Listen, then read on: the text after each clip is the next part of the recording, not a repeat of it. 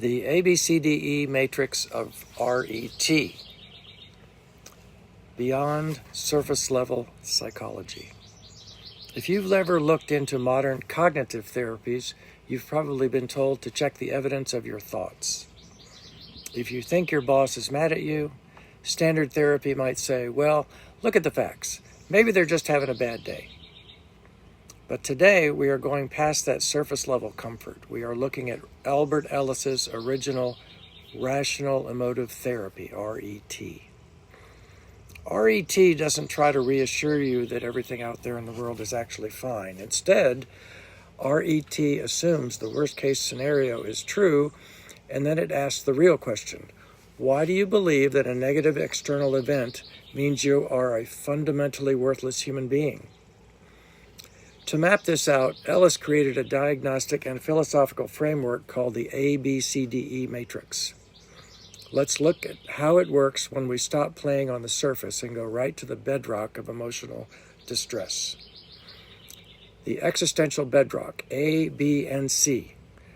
Let's trace a common workplace situation through the first three stages of the matrix, A, B, and C.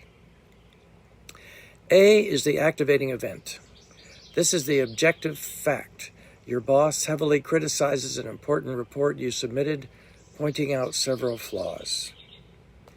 C, we skip B and we go straight to C. C is the emotional and behavioral consequence. You leave the room experiencing profound depression, acute anxiety, and a paralyzing sense of dread. Now it looks like A caused C. It looks like the boss's criticism made you depressed. But RET shows us that an external event cannot create an internal feeling of worthlessness.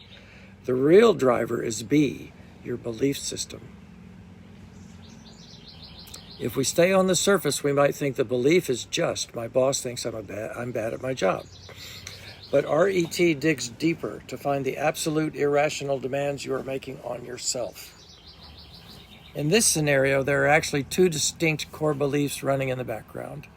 The first is about your personal worth.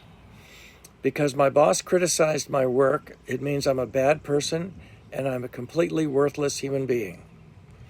The second is an existential panic. I am going to lose my job, and if I lose my job, I won't be able to survive. When you hold those two massive assumptions, deep depression and panic are completely inevitable. The core work, D and E.